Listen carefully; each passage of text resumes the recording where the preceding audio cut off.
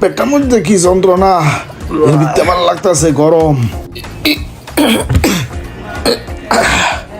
দুলে ভাই খাউন তো আজকে একটু বেশি খাই লাইছি বুঝছেন, মজা পাইয়া 1.5 কেজি গোছ একলাই খাই লাইছি।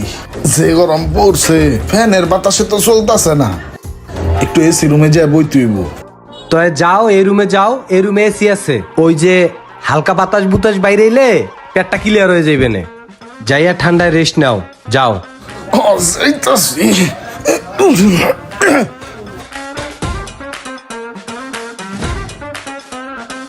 এসি ঠান্ডাটা বাড়াই দিয়া পাশ করে হইয়া পড়তে হইব। এই গরমের কাছে ঠান্ডা কিছুই না, আরো বাড়াইতে হইব।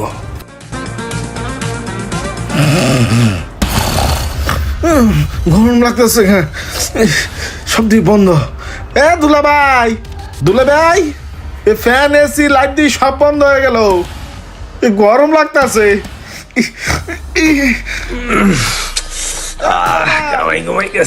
কারণ গেছে গাড়ি একটু চেক করেন না। এ দুলা ভাই, এই ডাহস কে লিগা কি হইছে?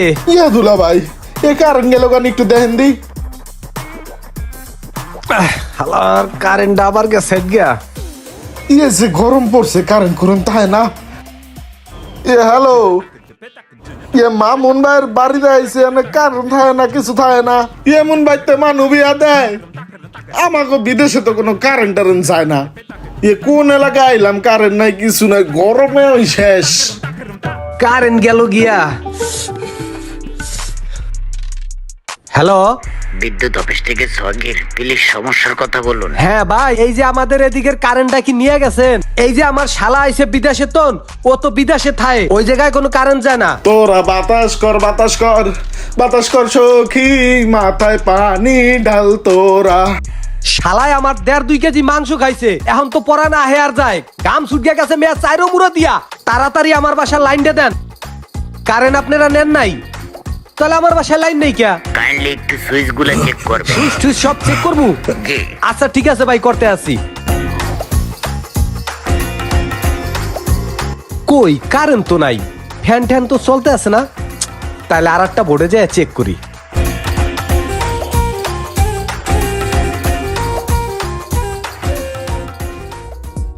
আরে এই জায়গা তো সবকিছু চলতে আছে।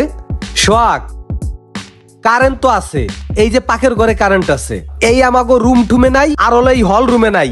কি করি এখন কত? কোনো সমস্যা হয়েছে মনে হয়। কি করবেন না করবেন সেটা জানি না, যা করবেন তাড়াতাড়ি করেন, গরমে বাঁচতাছি না। দাঁড়া, আমি মেকারে ফোন দেই। এ তুই একটা কাম কর, তুই তাড়াতাড়ি আমার বাসায় একটা মেকার পাঠা দি।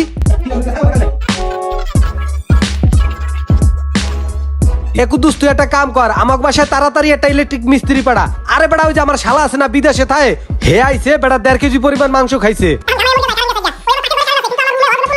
কি তোর কাছে মিস্ত্রি নাই? আরে বেড়া,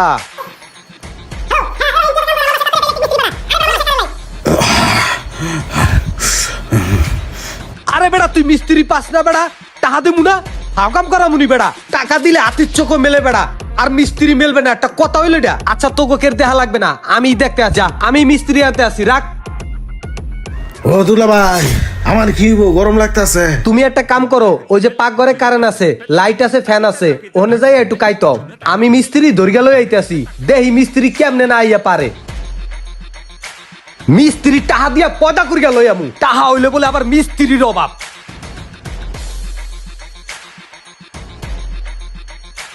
দেখে দেখে আইও, আবার পড়গো না। মিস্ত্রি বলে পামু না, আহো আহো তাড়াতাড়ি আহো।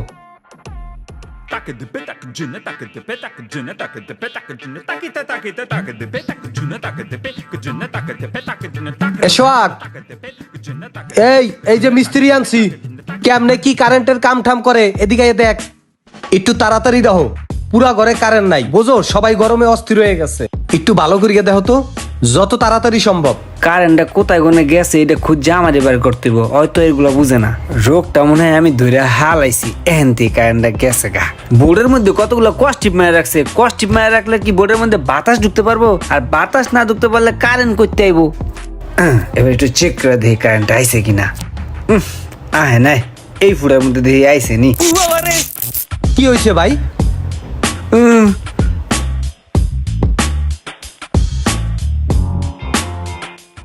এবার সু অনে না শর্ট করে।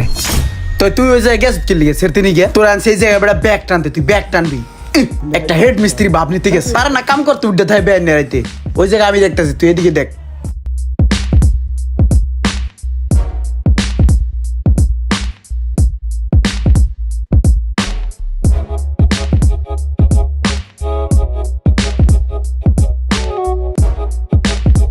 ভিতরের কাজ শেষ এবার যদি অটো সার্কিটটা উড়াই দিই তাইলে মনে হয় কারেন্ট আয় পড়বো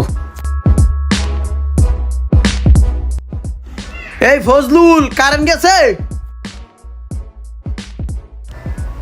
লাইট জ্বলছে, কারেন্ট আইছে।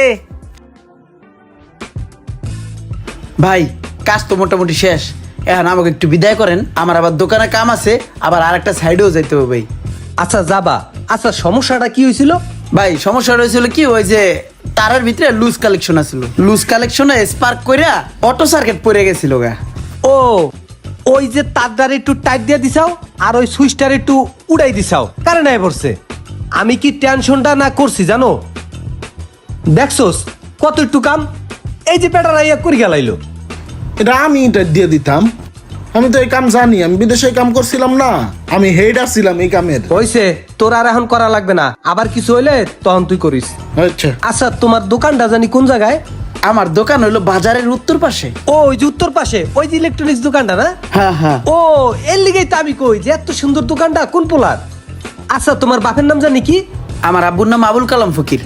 ও আচ্ছা আচ্ছা, তোমার দাদার নাম হলো সোনাবে ফকির। জি, জি।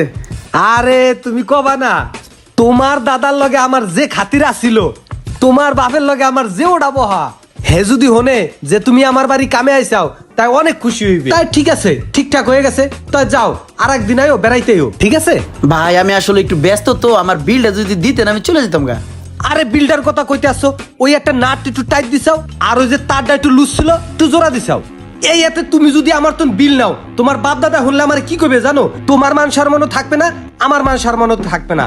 তার থেকে তুমি একটা কাজ করো, তোমার ভাবি ওই যে বাতরা আনতে আছে আর 7 কেজি ওজনের একটা পাঙ্কাশ মাছ আনছি নদীর, ওইটা দিয়া বইয়া এরপর ভাত খেয়ে যাই অনেক। ভাই পাঙ্গাস মাছ দিয়ে আপনি ভাত খান ভাই, আমি একলা ভাত খাইলে হইব না ভাই, আমার সবার ভাত খাওয়াইতে হবে আমার ফ্যামিলি। ভাই বিলটা যদি দিতেন আমি চলে যেতাম। আরে বেটা কি একটু নাট টাইট দিছস, হেললি কেমন করতে আসস? আর এই কাম তো ওই পারতো, এখনো তো মেহমান হিসাবে বিদেশে তো নাইছে, ওরা তো আমি কইতে পারি না, বুঝো না? হেলে আমার মান সম্মান থায়ে। আচ্ছা ভাত যখন খাবি না তাহলে আর জরাজরি করবো না, তুই এখন যা গিয়া, আমি দোকানে তোর লগে পরে দেখা করবো, যা। আরে বেটা যা, তুই একদিন আমার একটু নাট টাইট দিয়ে দিছস, আমি একদিন দোকানে যাই তোর টাইট দিয়ে দে, মানে যা যা বেটা যা যা যা যা। আরে যাও দূর, এই কামে আবার পয়সা লাগেনি বেটা। দূরে ভাই ধাক্কাটা হাসতে হয়ে গেছে, আর একটা জোরে ধাক্কা দেন। আরে বাইরে আস না রে বেটা, যা বেটা যা বেটা যা, আর একদিন টাকা লো, যা। আয় বেড়া আয়, টাকা দেবে না?